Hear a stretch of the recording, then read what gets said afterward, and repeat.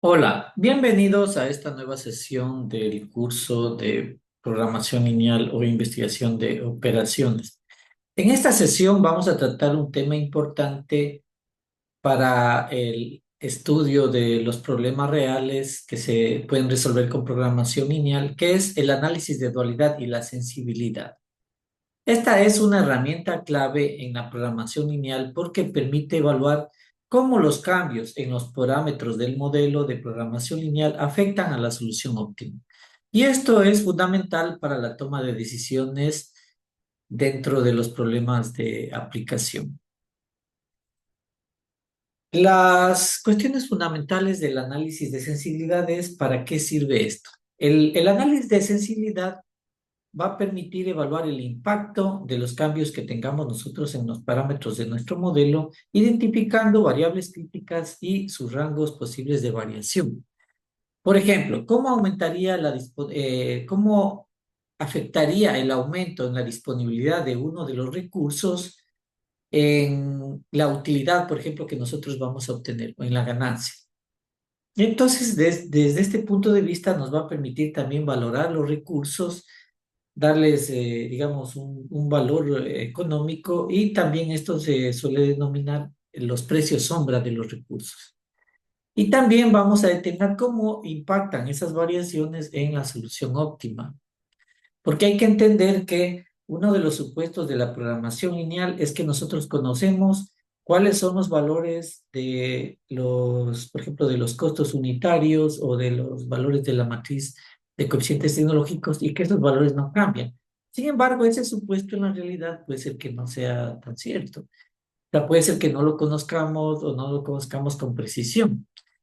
Por ejemplo, cuando nosotros decimos queremos determinar cuál es el plan de siembra óptimo para una hacienda, por ejemplo, podemos sembrar maíz, podemos sembrar papa, podemos sembrar eh, col. Entonces, ¿cuánto de cada uno de estos elementos nosotros tenemos que sembrar? ¿Qué porción de terreno tenemos que sembrar de cada uno de estos productos? De tal manera que mi ganancia se maximice. Uno de los supuestos sería, digamos, cuál va a ser el precio de venta de cada una de las hectáreas de este producto en su época de cosecha.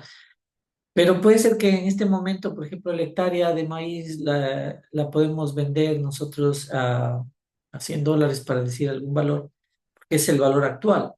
Y en base a eso determinamos cómo se debe sembrar. Sin embargo, ese es el valor en este momento. Cuando sembremos el maíz y se cosecha y luego, por ejemplo, de 3, 5 meses, el valor no necesariamente en el mercado va a ser de $100. Sin embargo, eso se determinó en base a ese valor. Entonces, puede ser que haya variaciones en esos parámetros, y lo interesante sería determinar, ok, yo voy a usar ese valor para obtener la solución óptima. Yo voy a suponer que lo voy a vender a cada hectárea de maíz a $100. Sin embargo, entonces me obtengo una solución y eso es lo que voy a hacer. Sin embargo, puede ser que luego de 5 meses no sea $100, sea $120. ¿Cómo eso afectaría mi solución óptima? Pues de eso se trata justamente el análisis de dualidad y de sensibilidad. Nosotros podemos hacer análisis de sensibilidad justamente en todos los elementos del problema de programación lineal. Por ejemplo, en los coeficientes de la función objetivo. Podemos analizar ahí nosotros cómo los cambios en los coeficientes de la función objetivo impactan en la solución óptima. Recuerden que por ejemplo, en un problema de ganancia, los coeficientes de la función objetivo serían cuál es la ganancia unitaria, o en un problema de costos, los elementos de la función objetivo, los coeficientes significan los costos unitarios. Entonces, ¿cómo afectarán cambios en esos costos o en esas ganancias unitarias el valor de la solución, en la solución óptima? En cuanto a precios sombra, los precios sombra interpretan, como ya les había indicado antes, los valores marginales de cada recurso, es decir, cómo podría yo valorar los recursos en cuanto a cómo es su impacto en la solución óptima. Y también vamos a analizar los límites de esos cambios, es decir, en qué intervalos podrían cambiar esos valores de los coeficientes de la función objetivo o del lado derecho de las restricciones y sin alterar, digamos, la base óptima. Entonces vamos a ver límites en las restricciones, límites en las variables de holgura, límites que se determinen, por ejemplo, también en los coeficientes de la función objetivo y cómo eso nos permite analizar y sacar conclusiones sobre los precios sombra. ¿Cuáles son los métodos para el análisis de sensibilidad? Está el método gráfico, en el cual, digamos, se puede utilizar si tenemos dos variables de decisión. Entonces, veamos ahí. Ese es un método útil, no en la práctica, porque en la práctica los problemas de la realidad no tienen dos variables de decisión, sino muchas variables. Sin embargo, el método gráfico nos permite comprender estos conceptos de una manera más simple, de tal manera que luego podemos llevar ese análisis a más variables de decisión en otro tipo de métodos, ¿no? Sobre todo en procedimientos computacionales. También el método de variación de parámetros, analizar cómo la solución cambia al variar los parámetros, por ejemplo, en el método de la tabla simplex. Y también nos permite hacer un análisis de escenarios, con análisis de escenarios. Bien, entonces, y también aquí es fundamental la interpretación de los resultados. La interpretación de los resultados en términos de puntos críticos, evaluación de riesgos y estrategias para la optimización. Cómo este análisis de dualidad y el análisis de sensibilidad nos permite sacar conclusiones en cuanto a la toma de decisiones óptimas. Las aplicaciones prácticas del análisis de dualidad y sensibilidad están en términos justamente de mejorar la eficiencia empresarial, porque todos estos problemas están ligados a la toma de decisiones en problemas reales. Veamos a ver en casos de estudio, o sea, en un caso de estudio, cómo se puede utilizar el análisis de dualidad en un entorno real y también la sensibilidad. Y digamos, ya en la aplicación real para problemas de industrias, en industrias de manufactura, de logística, de finanzas, es decir, prácticamente en todos los contextos donde haya que tomar decisiones y esas decisiones tienen un impacto económico. Entonces, a continuación vamos a ver ya de manera práctica y cuáles son las propiedades y la teoría que fundamenta el análisis de sensibilidad y dualidad. Bien, entonces vamos a explicar en detalle el análisis de dualidad y sensibilidad, la teoría, las propiedades fundamentales, dos teoremas que son importantes, que es el teorema de la dualidad débil y de la dualidad fuerte, y también una interpretación gráfica y una interpretación económica de estos valores. Bien. Entonces, esos son los objetivos, ¿no? Vamos a comprender de una manera profunda lo que es el análisis de dualidad y de sensibilidad. Recordemos cómo es un modelo de programación lineal típico, ¿no? En un problema de maximización, nosotros tenemos que maximizar, por ejemplo, una utilidad y, y esta nosotros lo queremos sujeto a ciertas restricciones, ¿no? Que podrían ser menor o igual. En general, digamos, cuando uno tiene la forma canónica de un problema de programación lineal, el problema de maximización tiene sus restricciones de tipo menor o igual. Pero también podrían ser restricciones mayor, igual o igual, ya veremos luego. Pero ahora consideremos de manera básica el problema de maximización sujeto a restricciones de tipo menor o igual y variables no negativas. Es un problema típico de maximización. En muchos problemas, estas restricciones representan los recursos limitados. Por ejemplo, podría ser que esto sea la cantidad máxima de materia prima, esto la cantidad máxima de horas en mano de obra, esto el presupuesto máximo. Entonces, en general, el lado derecho en un problema de maximización suele representar la disponibilidad de los recursos. Y la solución óptima indicaría cuánto producir o cómo decidir para maximizar, por ejemplo, mi ganancia. A eso le vamos a llamar variables primales. Surge una pregunta clave aquí. ¿Cuál será el valor económico de cada unidad de recurso?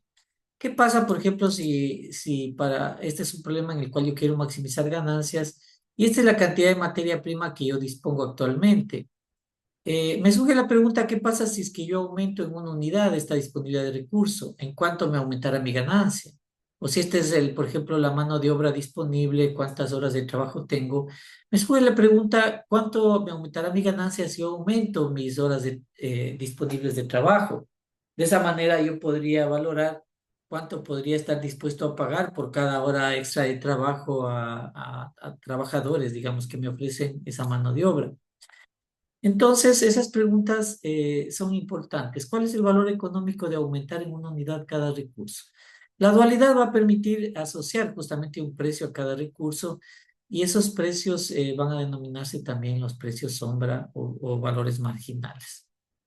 El problema dual se interpreta desde ese punto de vista como un problema de valoración de recursos y costos implícitos.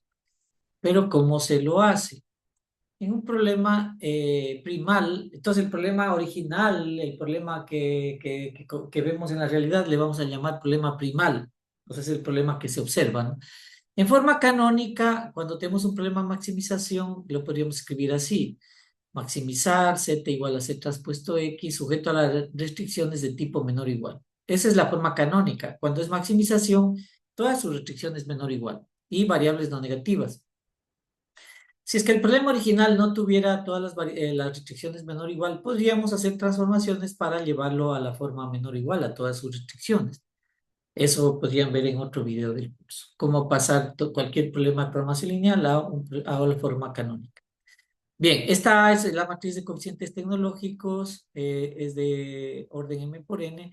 B es el vector de la disponibilidad de los recursos, o RHS, que es el lado derecho de las restricciones, y C es el vector de costos. El problema dual, entonces, dado este problema que es el problema primal, el problema dual asociado es minimizar una variable dual que se va a hacer la W, vamos a representarle con W, igual a B transpuesto Y sujeto a las restricciones A transpuesto Y mayor o igual que C, donde Y mayor o igual que cero.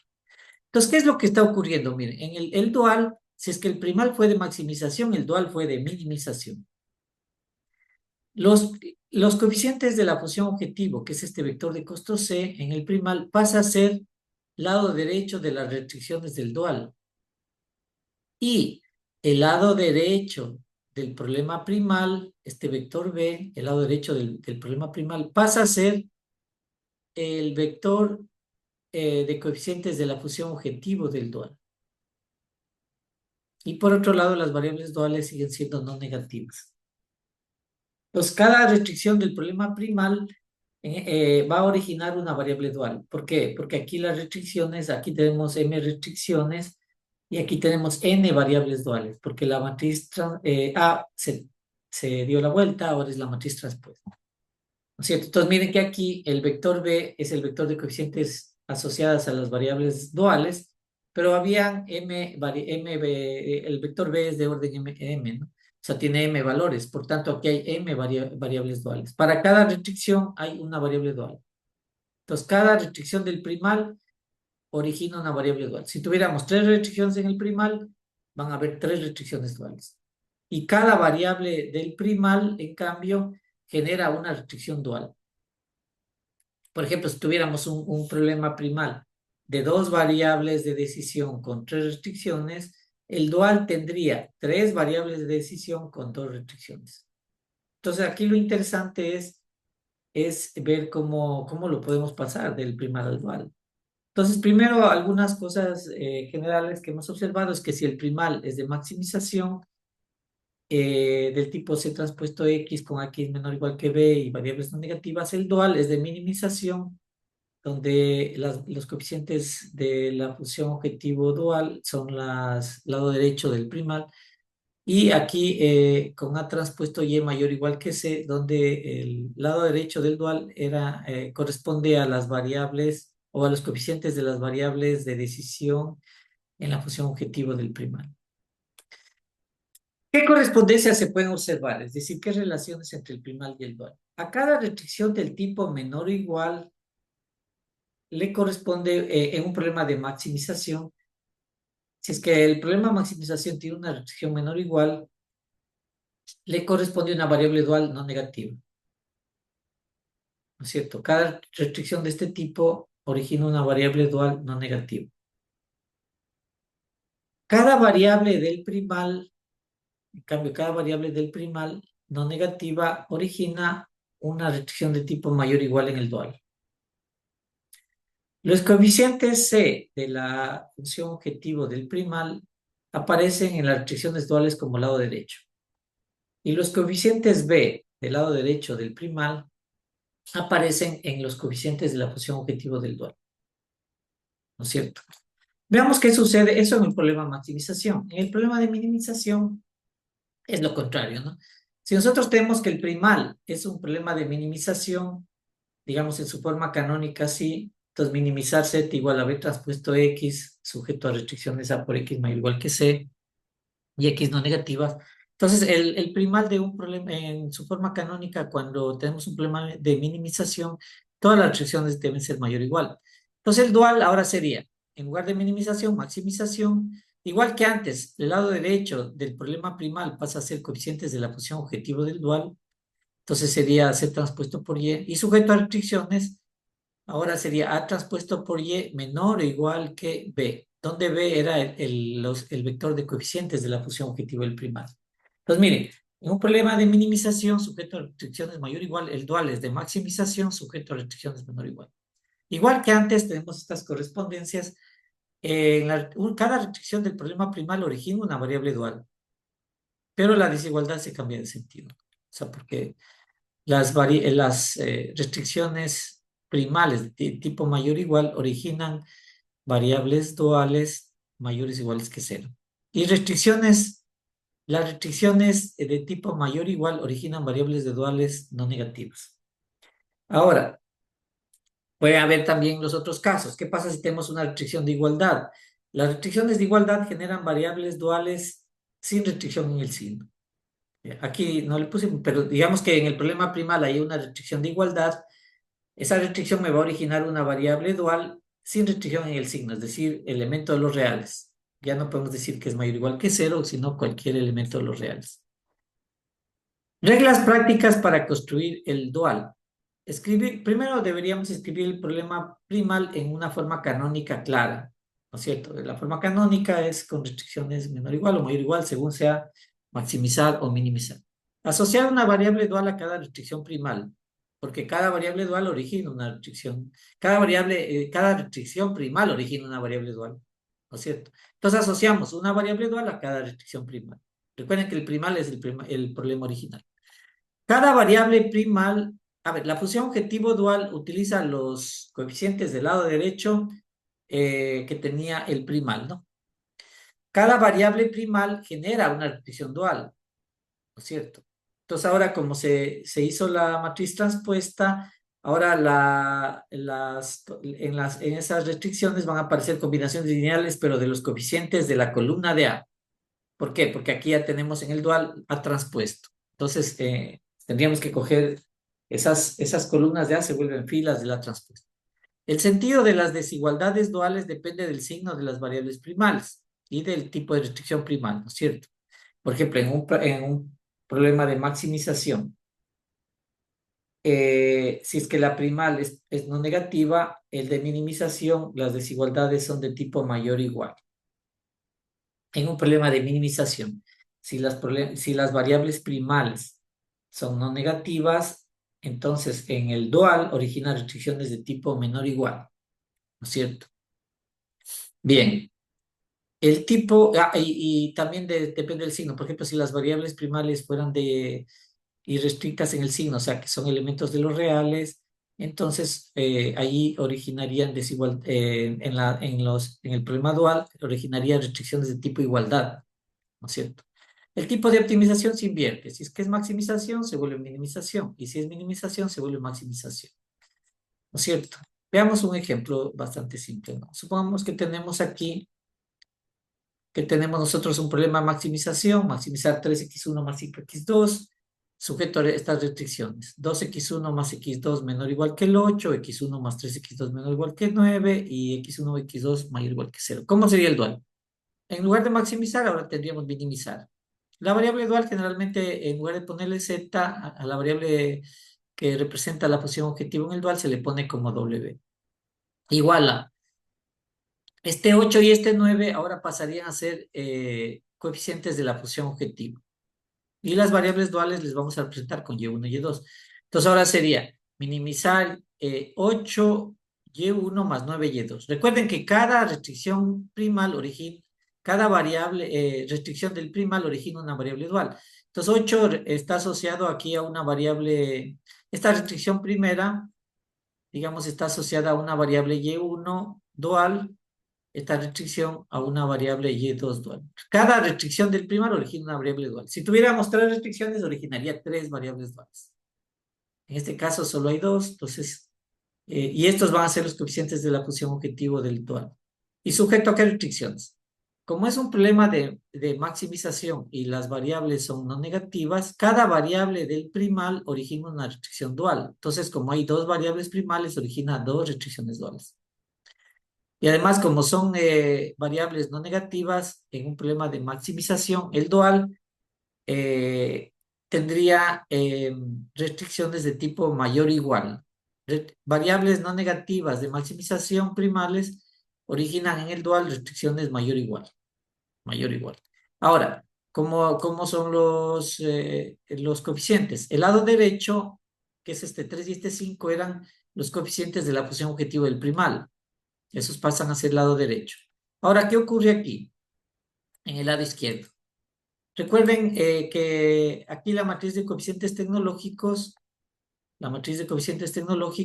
de este problema primal sería A igual a, entonces tenemos el 2, el 1, el 1 y el 3. Esa es la matriz de coeficientes tecnológicos.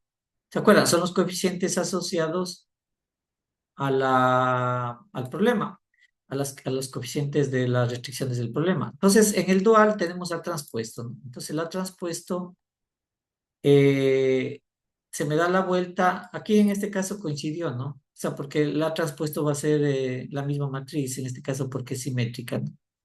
Debimos haber puesto tal vez otro problema donde no había simetría. El transpuesto simplemente se da la vuelta, pero en este caso coincide con la transpuesta porque es una matriz simétrica. Y ahora estos serían los coeficientes en el problema dual, ¿no? Recuerden que ahora las variables son y1 y y2. Entonces sería 2 por y1 más 1 por y2 más, y aquí y1 más 3y2, ¿no? Pero es una coincidencia nomás que los coeficientes sean los mismos porque es simétrica, ¿no? Si no fueran los mismos aquí, se vería un cambio. Bien, entonces ese sería mi problema dual, ¿no es cierto?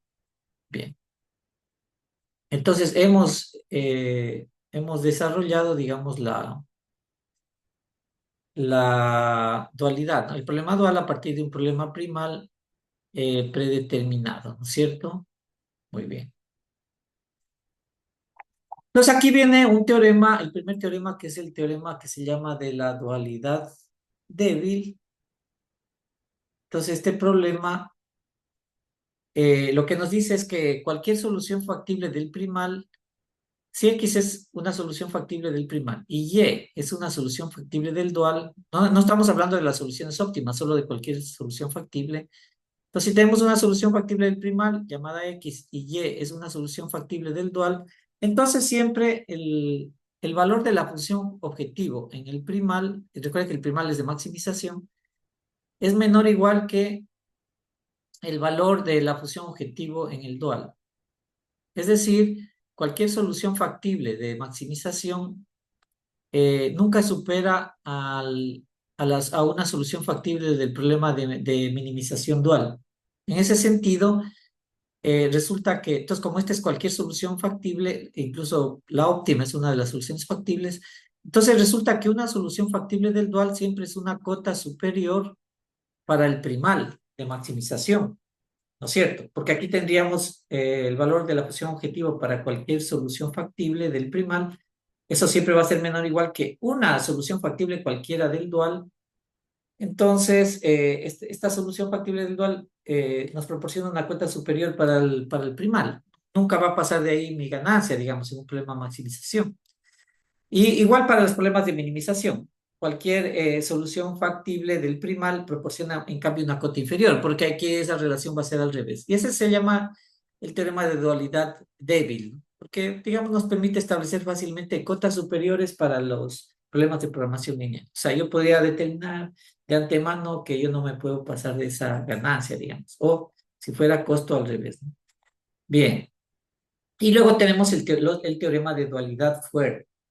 Si un problema primal tiene solución óptima, es decir, es optimal, entonces el dual también tiene solución óptima. Miren, si el primal es optimal, el dual también es optimal. Si hay solución óptima, el primal en el dual también, y viceversa, ¿no? Es más, los valores óptimos coinciden, es decir, el óptimo del primal, la función objetivo del óptimo, la función objetivo óptima, digamos, en el primal, coincide con la función objetivo óptima del dual. Es decir, no hay brecha entre el valor objetivo que alcanzan el problema primal y el dual. Otra conclusión o propiedad que nos proporciona el teorema de dualidad débil es que si uno de los problemas es infactible, por ejemplo, si el primal es infactible, el otro es no acotado. Es no acotado, es aquí, es no acotado. Entonces, si uno de los problemas de programación, por ejemplo, el primal es no acotado, el otro es infactible. Y viceversa, ¿no? Por ejemplo, si el primal es infactible, el dual es no acotado. Si el primal es no acotado, del dual es infactible. Entonces, estos resultados, la dualidad fuerte y la dualidad débil, nos permiten hacer, digamos, un análisis económico de la dualidad y la sensibilidad, como vamos a ver a continuación. Hablemos sobre las holguras complementarias. ¿Qué pasa si X estrella es la solución óptima del primal y Y estrella es la solución óptima del dual? Entonces, para cada restricción primal y su variable dual asociada, recuerden que cada restricción del primal origina una variable dual. Si la restricción primal se cumple con holgura, es decir, no está activa, ¿no? O sea, quiere decir que, por ejemplo, supongamos que tenemos disponible 800 horas de trabajo. En la restricción, esta es la restricción de horas de trabajo. Si cumple con holgura, significa que en la solución óptima no estamos usando las 800 horas, sino solo 600 horas. Entonces hay una holgura de 200 horas. Eso significa que esa restricción no está activa. O sea, estoy usando solo 600 de las 800 horas. No, no está restringiéndome en mi mano de obra. Entonces, si la restricción primal se cumple con holgura, la variable dual óptima tiene que tomar el valor de cero.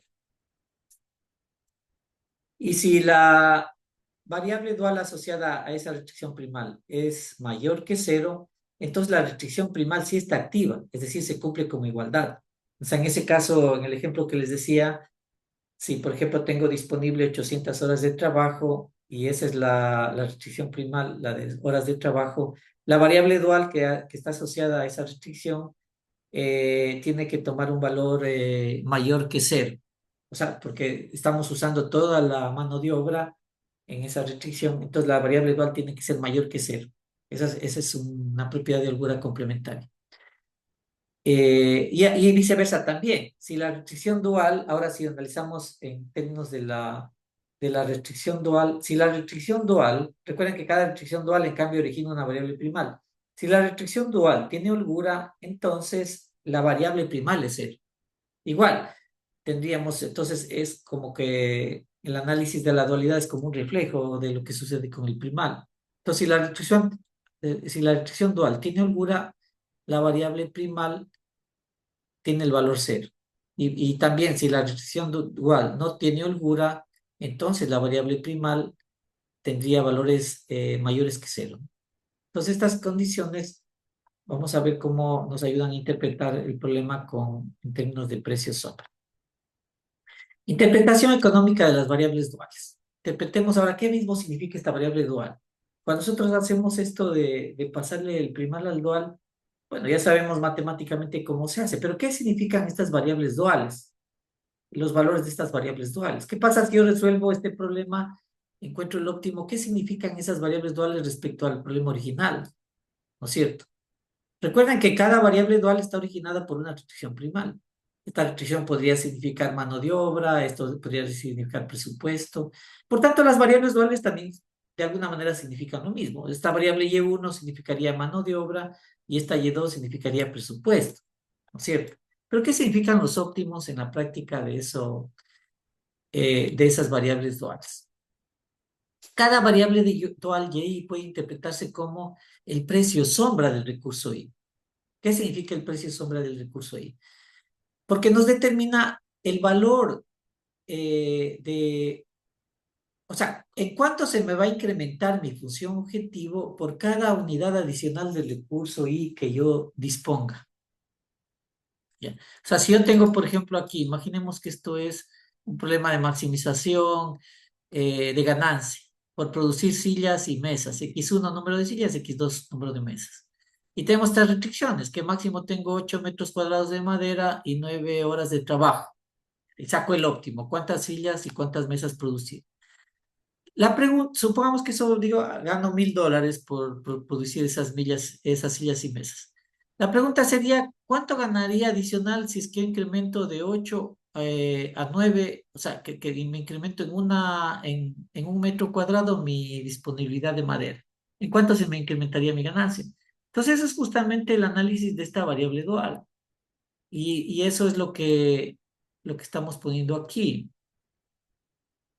también le llamamos precio sombra del recurso Y. En ese caso sería el precio sombra de la materia prima, de la madera.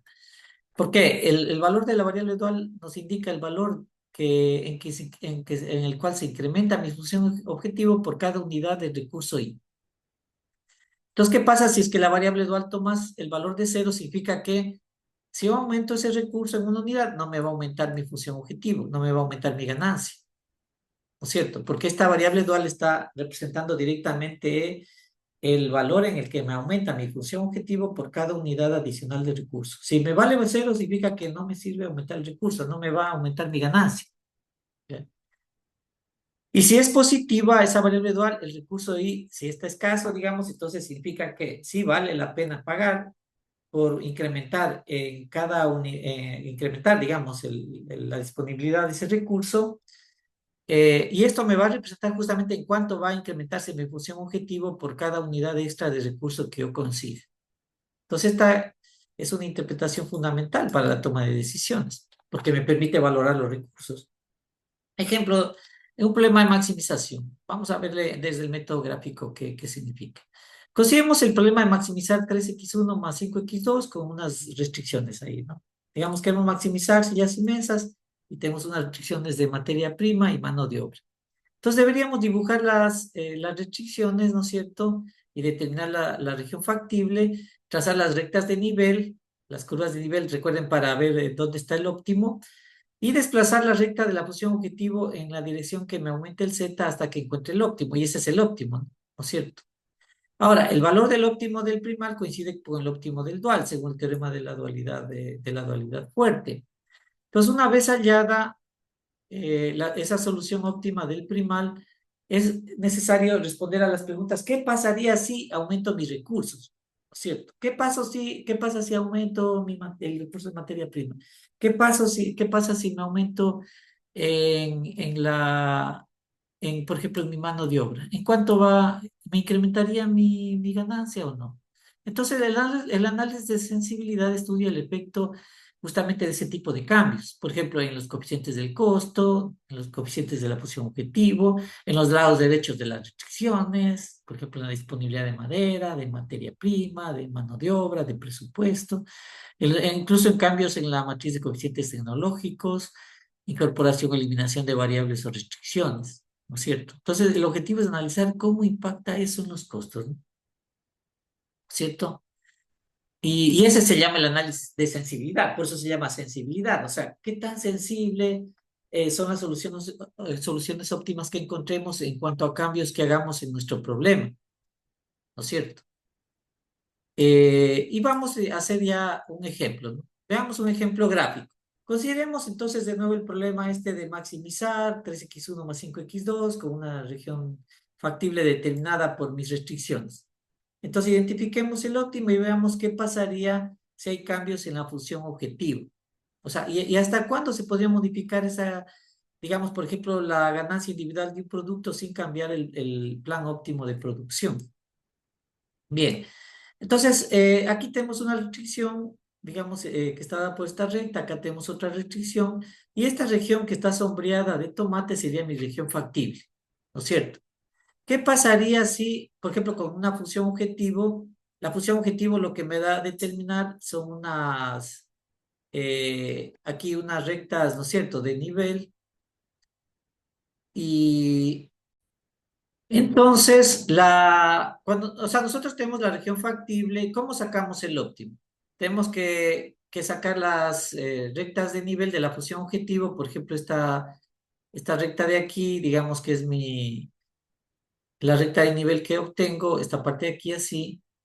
Entonces, si es que yo, o pongámosle otra, le voy a poner otra para poder interpretarle de mejor manera. Digamos que actualmente está así la recta de nivel. Entonces yo me desplazo para el problema de maximización, yo quiero ganar más, yo quiero ganar más, y este es el óptimo, ¿no es cierto?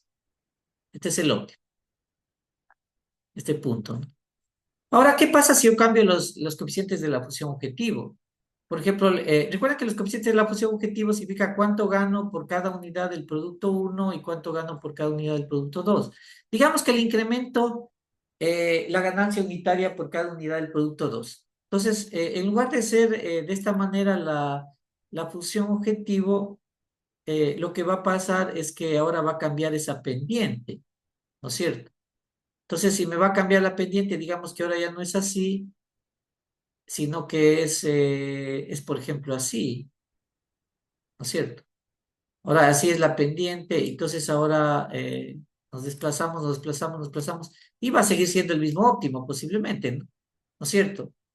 Pero si yo cambio, verán que cada cambio va a originar justamente un cambio en la pendiente de esa recta de nivel, y igual si yo le disminuyo, por ejemplo, le aumento la ganancia unitaria de x2, por ejemplo, si fuera así la pendiente, sigue siendo este el óptimo, ¿no? No me está cambiando. Pero si hay mucho cambio, sí va a cambiar eso. O sea, no vamos a poder conservar ese óptimo si es que yo le cambio mucho. Digamos que ahora mi función, imagínense que la recta de nivel me sale así, por los coeficientes de C1 y C2. O sea, en lugar de tener 3x1 y 5x2, le estamos cambiando eso. Entonces me está cambiando digamos que ahora me cambió acá la pendiente de esta recta. Entonces, miren, si es que hago eso, entonces todavía va a pasar de aquí, va a pasar de aquí, todavía me puedo desplazar más a la derecha, y el óptimo ahora sería acá, ¿no? Ahora sería el óptimo por acá, porque la pendiente cambió mucho, ¿no? O sea, no deberíamos esperar que para cualquier cambio siga conservándose ese valor del óptimo. O por ejemplo, supongamos que me queda así la función objetivo. Entonces yo me desplazo, miren, me queda así, me queda así. Y entonces esos coeficientes de la función objetivo hacen que ese no sea el óptimo, porque yo me puedo seguir desplazando, me desplazando, y ahora el óptimo estaría por acá, miren. Entonces me cambió el óptimo, ¿no? Entonces, eso justamente es algo que nos interesa en análisis de sensibilidad. ¿Hasta cuánto yo podría cambiar de tal manera que este punto no me cambie como óptimo? ¿No es cierto? ¿Hasta cuánto podríamos seguir cambiando los coeficientes de la función objetivo y no me cambie, digamos, el óptimo? ¿No es cierto? Entonces, determinar para qué valores de ese 1 y ese 2 la recta sigue determinando que ese vértice es el óptimo, ¿no es cierto? Entonces, eso nos da, digamos, el análisis de sensibilidad, que está en un video aparte cuando ya lo hacemos, por ejemplo, con Excel. Y también podríamos modificar los coeficientes del lado derecho. ¿Qué pasa si ahora modificamos los coeficientes del lado derecho? O sea, ahora ya tenemos, eh, por ejemplo, en este problema, supongamos que era fabricar sillas y mesas, X1 cuántas sillas, X2 cuántas mesas producir, y tenemos el 8 significa metros cuadrados de madera, el 9 9 horas de trabajo. ¿Qué pasa si yo no tengo 8 horas, sino 9 horas? ¿Qué pasa si no tengo 9 horas de trabajo, sino 12 horas de trabajo? ¿Cómo me va a afectar el óptimo? ¿Cómo afecta eso en el gráfico? ¿Qué pasa si afecta, entonces si cambiamos los coeficientes del lado derecho, ¿no es cierto? Entonces aquí la región factible me va a cambiar. Ahora no estamos cambiando verán que no estamos cambiando aquí los coeficientes de la función objetivo, lo que estamos cambiando es el lado derecho. O sea, la función objetivo siempre va a ser así. Pero cuando cambiamos el lado derecho lo que me determina son estas rectas que forman la solución factible. Por ejemplo, si aumento la disponibilidad de la materia prima, ahora mi región factible me queda hasta acá, mira, queda hasta acá. O sea que ahora también está rayada toda esta porción del gráfico. Entonces, si es que yo hago este método del método gráfico, este punto que era el óptimo, este era el óptimo, ahora se me desplazó para acá el nuevo vértice. Mira. Este punto que era el óptimo se me desplazó hasta acá, ¿no es cierto? Pero no me cambió la base óptima, sigue siendo, digamos, las variables básicas siguen siendo las mismas que este punto. Lo único que hicimos es transformar, digamos, esta región y ahora este punto se me puso acá. Entonces, ese es justamente el análisis de sensibilidad. Ahora, ¿cuál es la relación entre dualidad y sensibilidad? Las variables duales son las claves justamente del análisis de sensibilidad. El valor óptimo de las variables duales es ese crecimiento marginal, o sea, es el precio sombra del recurso. Es decir, el Y asterisco se interpreta como el incremento marginal en el valor óptimo de la función objetivo por cada unidad adicional del recurso Y. Y también viceversa, por ejemplo, significaría en cuánto se me va a disminuir mi función objetivo por cada unidad que yo le quito más bien al recurso Y. Pero este análisis, igual, digamos, y por 2 unidades, ¿qué pasa, por ejemplo, si es que se me incrementa en 10 por cada unidad del recurso? Por 2 unidades del recurso se me incrementaría en 20. Pero ese análisis tiene sentido, digamos, en cierto intervalo. Los rangos en los cuales yo podría cambiar la disponibilidad del recurso, entonces esos rangos permisibles son justamente los rangos en los cuales este análisis tiene sentido. Es decir, por cada unidad de incremento de ese recurso, mi función objetivo se me incrementa en tanto. Entonces, ¿en qué intervalo? Por 2 unidades se me incrementa en el doble, en 3 unidades en el triple. ¿Hasta qué intervalo es válido ese análisis? Ese es el rango permisible que se llama. Entonces, estos rangos, los precios sombra se mantienen y el modelo es localmente lineal respecto a los B sub I, ¿no? Y justamente eso nos permite hacer un análisis, una interpretación económica.